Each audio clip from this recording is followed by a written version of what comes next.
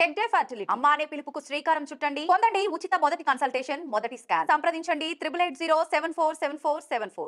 సుదీక్ష కోనంకి ఈమె గురించి గత 15 రోజులుగా అయితే వార్తలు వస్తున్న పరిస్థితి కనిపిస్తోంది. ఎందుకంటే ఫస్ట్ మే 6వ తేదీన ఆమె ఎప్పుడైతే మిస్ అయిందో, బీచ్లో మిస్ అయిందో, అప్పటి నుంచి కూడా సర్చ్ ఆపరేషన్ కొనసాగుతున్నటువంటి పరిస్థితి. అయితే ఈమె గురించి చాలామంది ఇంకా కొంత ఇన్ఫర్మేషన్ తెలుసుకోవాలన్న ప్రయత్నం కూడా చేస్తున్నారు. కాబట్టి యాక్చువల్లీ ఈమె డేట్ ఆఫ్ బర్త్ కావచ్చు, ఈమె ఏం చదువుకుంటుంది ఏంటి అనేది కూడా ఒకసారి నేను చెప్పే ప్రయత్నం చేశాను. యాక్చువల్లీ ఈమె డిసెంబర్ 13వ తారీఖున 2004 అమెరికాలో జన్మించింది. యాక్చువల్లీ ఈమె అమెరికాకు సంబంధించిన సిటిజన్. ఈమె యూనివర్సిటీ ఆఫ్ పిట్స్బర్గ్ అనే యూనివర్సిటీలో ఈమె చదువుతున్నటువంటి పరిస్థితి అయితే కనిపిస్తోంది. అయితే ఈమె 5 స్నేహితురాలతో కలిసి రియూ హోటల్ ఇన్ పుంటా కనా అనే దగ్గర మిస్ అయిన పరిస్థితి అయితే మన అందరికీ తెలిసిందే. సో అక్కడ ఇదొక బ్యూటిఫుల్ ప్లేస్. యాక్చువల్లీ పుంటా కనా అనేది కూడా ఇదొక బ్యూటిఫుల్ ప్లేస్. చాలా మంది టూరిస్టులు కూడా వెళ్తూ ఉంటారు. బీచ్ అండ్ టూరిస్ట్ స్పాట్ కూడా కావడంతో చాలా మంది ఎంజాయ్ చేయడానికి ఇట్లాంటి స్టూడెంట్సే చాలా వరకు వెళ్తూ ఉంటారు. అందులో భాగంగానే ఇప్పుడు సుదీక్ష కోనంకి కూడా అక్కడికి వెళ్ళడం జరిగింది. మొత్తం 5 ఫ్రెండ్స్ కలిసి అక్కడికి ఆ బీచ్కి వెళ్ళిన సిచ్యువేషన్ అయితే కనిపిస్తోంది. అయితే అక్కడ లాస్ట్ ఎవరితో కనిపించింది అంటే ఆయన పేరు వచ్చేసి స్టీవెన్ రైప్. ఈయన 22 సంవత్సరాల కుర్రాడు. ఈయన కూడా అమెరికన్ సిటిజనే.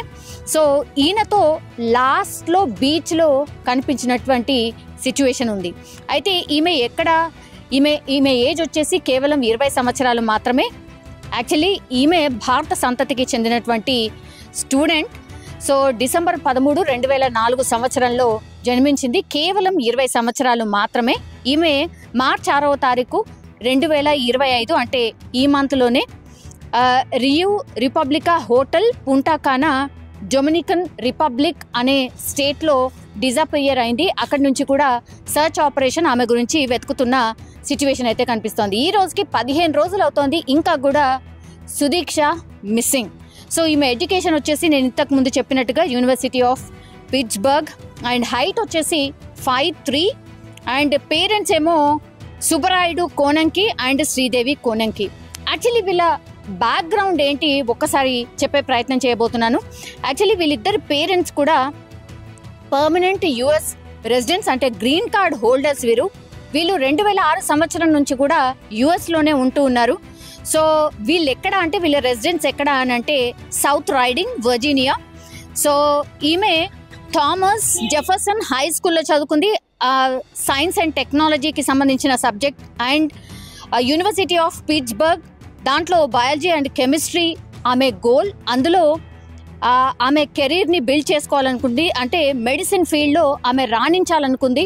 సో కేవలం 20 సంవత్సరాలు కాబట్టి ఆమె బయాలజీ అండ్ కెమిస్ట్రీ సబ్జెక్ట్ చదువుకుంటున్న పరిస్థితి. అయితే వీళ్ళందరూ కూడా ఈ 5 స్నేహితులతో కలిసి ఒక టూర్కి వెళ్ళారు. అది ఏ రోజంటే 3వ తారీఖుకి వాళ్ళు వెళ్ళినటువంటి పరిస్థితి. అయితే కోనంకి అండ్ ఇంకా మిగతా వాళ్ళతో పాటు అంటే ఈమెతో పాటు చదువుతున్నటువంటి స్టూడెంట్స్ ఎవరైతే ఫ్రెండ్స్ ఎవరైతే ఉన్నారో వాళ్ళందరూ కలిసి ఈ టూర్కి అయితే వెళ్ళడం జరిగింది. అయితే వీళ్ళు డొమినికన్ రిపబ్లిక్ వాళ్ళు స్ప్రింగ్ బ్రేక్ అనే ప్లేస్కి వెళ్ళిండ్రు. అక్కడ రియూ రిపబ్లికా అనే హోటల్లో స్టే చేసిన పరిస్థితి అయితే కనిపిస్తుంది. అయితే ఈమె సుదీక్ష ఎప్పటి నుంచి మిస్సింగ్ అంటే మార్చి 6వ తారీఖున 3 గంటల ప్రాంతంలో ఈ 5 ఫ్రెండ్స్తో కలిసి ఆమె ఒక హోటల్లో, ఒక హోటల్ బార్లో వీళ్ళందరూ కూడా చిల్ అవుట్ అవుతూ కనిపించిండ్రు. ఆ తర్వాత బీచ్కి 4:15 బీచ్కి వెళ్ళిండ్రు. కానీ వీళ్ళందరూ ఫ్రెండ్స్ అందరు కూడా హోటల్కి వెళ్ళిపోయినరు. కానీ కోనంకి అండ్ ఆ తర్వాత రైబ్ ఎవరైతే ఉన్నారో వీళ్ళిద్దరు మాత్రమే అక్కడి నుంచి బీచ్కి వెళ్ళడం జరిగింది. వీళ్ళిద్దరు మాత్రమే. అయితే వీళ్ళందరూ కూడా అరౌండ్ 5 గంటల ప్రాంతంలో పూర్తిగా అందరు స్నేహితులంతా హోటల్కి వెళ్ళిపోయినరు. బట్ ఈ రైబ్ అనే వ్యక్తి అండ్ సుదీక్ష మాత్రమే బీచ్కి వెళ్ళినటువంటి పరిస్థితి. అయితే రైబ్ ఏమని చెప్పాడు, ఆయన 2-3 వర్షన్స్ చెప్పాడు పోలీసులకి. అదే ఇప్పుడు అనుమానాస్పదంగా మారింది. యాక్చువల్లీ ఫస్ట్ ఏం చెప్పాడు, పెద్ద అల వచ్చి మమ్మల్ని తాకింది, ఆ తర్వాత నాకు ఏమీ అర్థం కాలేదు, ఎందుకంటే అప్పటికే నేను తాగేసి ఉన్నాను, సో నా ఐస్ అన్నీ బ్లర్ అయిపోయి నాకేం కనిపించలేదు. అప్పటికే నా పక్కనే సుదీక్ష కూడా ఉండింది. నేను ఆర్ యూ ఆల్ రైట్ అని అంటే మోకాళ్ళ మీద నిల్చొని ఆమె కనిపించింది. ఆ తర్వాత పూర్తిగా నేను ఆ అలల ధాటికి ఇట్లా వెనక్కి పడిపోవడం, ఆ తర్వాత నేను ఆ వాటర్ అన్ని తాగేశాను కాబట్టి నాకు వామిటింగ్ లాగా అయిపోయి నేను ఇంకా ఆర్ యూ ఆల్ రైట్ అని నేను సుదీక్షను అడిగిన తర్వాత ఎస్ ఎస్ అన్న తర్వాత నాకు ఇంకా ఏం సోయలేదు, నాకు అసలు ఏమీ అర్థం కాలేదు, నేను వచ్చి ఆ బీచ్లో ఉన్నటువంటి చైర్లో పడుకుండిపోయాను అన్నటువంటి మాట ఫస్ట్ చెప్పాడు. ఆ తర్వాత ఏం చెప్పాడు, సెకండ్ వర్షన్ ఇంట్రాగేషన్లో భాగంగా సెకండ్ వర్షన్ ఏం చెప్పాడు ఈ రైబ్. నెక్స్ట్ ఇంకో వర్షన్ పోలీసులకు ఏం వినిపించాడంటే, లేదు మేమిద్దరము బీచ్కి వెళ్ళాం, అవును కరెక్టే, ఆ తర్వాత పెద్ద అల వచ్చి మమ్మల్ని తాకింది, నేను ఆ అల ధాటికి నీళ్లు మింగేసి నేను అన్కాన్షియస్ అయిపోయా, నాకు అసలు సుదీక్ష ఎక్కడుంది ఏంటి అనేది కూడా నాకు అసలు గుర్తు కూడా లేదు, వామిటింగ్ అయిపోయింది, నేను అక్కడే అన్కాన్షియస్ అయి పడిపోయానని ఇంకో వర్షన్ చెప్పాడు. సో ఇప్పుడు ఈ 2 వర్షన్స్ చెప్పేసరికి పోలీసులకు అర్థం కాలేదు, ఎందుకు ఇట్లా డిఫరెంట్గా చెప్తున్నాడు. ఓకే, తాగి ఉన్నాడు రైబ్ అనే విషయం అర్థమవుతోంది. ఈయన మీద అనుమానం కూడా అప్పటికి పోలీసులకు ఏం లేదు. కానీ లాస్ట్లీ సుదీక్షని చూసినా ఆర్ లాస్ట్లీ సుదీక్షతో పాటు ఎవరైనా ఉన్నారు అని అంటే కేవలం రైబ్ మాత్రమే, వాళ్ళ సీనియర్ అని చెప్తున్నారు. పెద్ద పరిచయస్తులా లేకపోతే అక్కడే ఆ ప్లేస్లోనే కలిసారా, ఇట్లాంటివన్నీ కూడా వార్తలు పెద్ద ఎత్తున వస్తున్నాయి. సో అన్నోన్, అక్కడ కేవలం పరిచయస్తుడు మాత్రమే అనే వర్షన్ కూడా వినిపిస్తోంది. సో అన్నోన్ ఏదో తూతూ మంత్రంగా పరిచయమైన వ్యక్తితోని సుదీక్ష బీచ్తోని చలో అని వెళ్ళిందా అనే వర్షన్ కూడా వినిపిస్తోంది. ఎందుకంటే వీళ్ళందరూ చిల్అవుట్ అవ్వడానికి, అట్లాగే హోటల్ బార్లో వీళ్ళందరూ కూడా కొద్దిసేపు మద్యం సేవించిన తర్వాతే వాళ్ళ బీచ్కి వెళ్ళడం జరిగింది.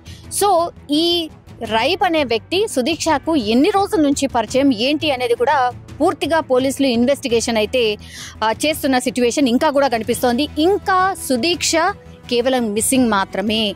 ఆమె చనిపోయినట్టుగా పేరెంట్స్ ఇంకా రకరకాల వార్తలు 15 రోజులు అవుతోంది, మా బిడ్డకు సంబంధించిన వార్తలు ప్రెస్లో రావడం, టీవీస్లో రావడం, అసలు మేము తట్టుకోలేకపోతున్నాం, మా బాధ అటుంచిదే. ఆ తర్వాత ఎక్కువగా ఆ వార్తను చూసినా మా మైండ్ అసలు పనిచేయట్లేదు, ఇంకా ఆమె బీచ్లోనే మిస్ అయిపోయింది కదా, మేమేమో ముందేమనుకున్నాం, యాక్చువల్లీ ఈమెను ఎవరైనా కిడ్నాప్ చేశారేమో అని అనుకున్నాం, కానీ ఈ సినారియో సిచ్యువేషన్ అంతా చూసిన తర్వాత ఆమె బీచ్ దగ్గర నుంచే మిస్ అయింది కాబట్టి ఆ వాటర్లోనే మునిగిపోయి ఉంటుంది. సో దయచేసి మీరు ఈ కేసుని క్లోజ్ చేయండి అంటూ పేరెంట్స్ పాపం వాళ్ళ బాధ ఇంకా చెప్పలేము, ఆర్ చూసినా ఆ బయట విన్నా కూడా నిజంగా మనకు కూడా కళ్ళెంబడ నీళ్ళు వచ్చేస్తూ ఉంటాయి. అంత దారుణమైన వేదనను వాళ్ళు అనుభవిస్తున్న సిచ్యువేషన్. ఇప్పుడు ఎవ్వరు కూడా, ఇప్పుడు రైబ్ మాత్రమే ఉన్నాడు అక్కడ, కేవలం రైబ్ చెప్పినటువంటి వర్షన్నే తీసుకోవాల్సి వస్తోంది. అసలు నిజంగానే ఆమె వాటర్లో మునిగిపోయిందా? ఎందుకంటే 15 రోజుల నుంచి గజ ఈతగాళ్ళని కావచ్చు, డ్రోన్ కెమెరాస్ కావచ్చు, హెలికాప్టర్ ద్వారా కావచ్చు, ఎందుకంటే అమెరికన్ సిటిజన్ కాబట్టి ఆమెను అంత సీరియస్గా రంగంలోకి దిగినటువంటి పోలీసులు పూర్తిగా సర్చ్ ఆపరేషన్స్ కొన్ని వందల మంది పోలీసులు చేస్తున్న సిచ్యువేషన్. ఇప్పటికీ కూడా ఈ మూమెంట్ వరకు కూడా ఇంకా వాళ్ళ పేరెంట్స్ మా అమ్మాయి మునిగిపోయింది, దయచేసి ఈ కేసుని క్లోజ్ చేయండి అని చెప్పినప్పటికీ కూడా ఈ మూమెంట్కి కూడా ఇంకా ఆమె కోసం మిస్సింగ్ కేసు కిందనే పోలీసులు అక్కడ ఇంకా ఆమె కోసం వెతుకుతున్న పరిస్థితే కనిపిస్తోంది. ఇది అంత ఈజీ కాదు. బికాస్ ఆ బాడీ ఒకవేళ నిజంగానే బీచ్లో మిస్ అయ్యి ఉంటే ఎక్కడో ఒక చోట తేలాలి కదా, ఒడ్డుకి కొట్టుకు రావాలి కదా. ఎందుకంటే సముద్రంకు ఉన్నటువంటి నేచర్ అదే అంటారు. ఒకవేళ లోపలికి లాక్కపోయినా మనిషిని ఆ తర్వాత 2 రోజులకో 3 రోజులకో డెఫినెట్లీ మళ్ళీ ఒడ్డుకి కొట్టుకొస్తాయి. కానీ ఇప్పటి వరకు 15 రోజులు అవుతున్నాయి, ఏ ఒడ్డున కూడా ఆమె బాడీ కనిపించట్లేదు. ఇక్కడే మిస్టరీ దాగి ఉంది, ఇక్కడే ఏదో జరిగింది, ఇక్కడే ఏదన్నా అయ్యుంటుంది అనేది కూడా పూర్తిగా ఇంకా కూడా దాన్ని మిస్సింగ్ కేసు కిందనే పోలీసులు పరిగణిస్తున్నటువంటి సిచ్యువేషన్. అట్లాగే అమెరికన్ లాస్ ప్రకారం కూడా ఈ కేసుని ఇంకా కూడా సంవత్సరం పాటు ఆమె దొరికేంత వరకు సంవత్సరం పాటు ఇంకా కూడా ఆమె కోసం వెతికే అవకాశమే ఉంటుంది అని అక్కడ ఉన్నటువంటి లాస్ అండ్ మీడియా చెప్తున్నటువంటి సిచ్యువేషన్ అయితే కనిపిస్తోంది. ఇక్కడే మిస్టరీగా మారింది. మరి అంత పరిచయస్తుడు లేని అన్నోన్ సీనియరో లేకపోతే ఎక్కడ పరిచయమో ఇవన్నీ కూడా చాలా క్వశ్చన్స్ ఉన్నాయి. ఈ రైబ్ అనే వ్యక్తి అసలు సీన్లోకి ఎలా వచ్చాడు? ఇప్పుడు మీరందరూ కలిసి ఒక 5 ఫ్రెండ్స్ కలిసి మీరు వెళ్ళారు. ఆ ఫ్రెండ్స్ మాత్రమే గ్రూప్గా ఉండి గ్రూప్గా సేఫ్గా ఉండాలి. కానీ ఆడపిల్ల అయ్యుండి ఒక సీనియర్ మోస్ట్, అది కూడా ఒక్కతే, ఇంకెవరూ తోడు లేరు, కేవలం ఆ పర్సన్తో పాటు వెళ్ళడమే ఆమె చేసినటువంటి తప్ప అనే విషయం కూడా చాలామంది మాట్లాడుతున్న పరిస్థితి. సో ఎవరైనా పూర్తిగా తెలుసు, మనకు ఆ వ్యక్తి గురించి పూర్తిగా తెలుసు అంటేనే ఆయనతో వెళ్ళాలి. కానీ మీరు వెళ్ళింది గ్రూప్ ఆఫ్ ఫ్రెండ్స్, సో వాళ్ళతో పాటే ఉండాలి. కానీ ఇట్లా ఆమె అక్కడి నుంచి విడిపోవడం వల్లనే ఈ ఇన్సిడెంట్ అంతా జరిగింది అనేది కూడా చాలామంది ఈ వర్షన్ కూడా వినిపిస్తున్నారు. కానీ ఇప్పటికైతే ఈ కేసుని పేరెంట్స్ అయితే పాపం వాళ్ళ బాధ వాళ్ళది. సో వాళ్ళైతే ఇంకా మాకు ఎవరి మీద అనుమానం లేదు. ఈ మొత్తం అంతా అంటే అన్ని కోణాల్లో చూసినప్పటికీ కూడా, రైబ్ని విచారించినప్పటికీ కూడా ఎక్కడ ఆయన ఏదో చేసినట్టుగా ఎక్కడ కనిపించట్లేదు. సో ఆయన తప్పు కూడా ఏమీ లేదు అని పోలీసులు కూడా తేల్చేశారు. కాబట్టి ఇది ఎక్కడ కూడా మిస్టీరియస్ డెత్ కూడా కాదు, మిస్సింగ్ కేసు కిందనే దీన్ని పరిగణించి ఆమె కోసం వెతికే అవకాశమే కనిపిస్తుంది. కాబట్టి ఇంకా కూడా మిస్సింగ్ కేసు కిందనే పోలీసులు ఇంకా కొన్నాళ్ళు సుదీక్ష కోసం వెతికే అవకాశమే కనిపిస్తుంది.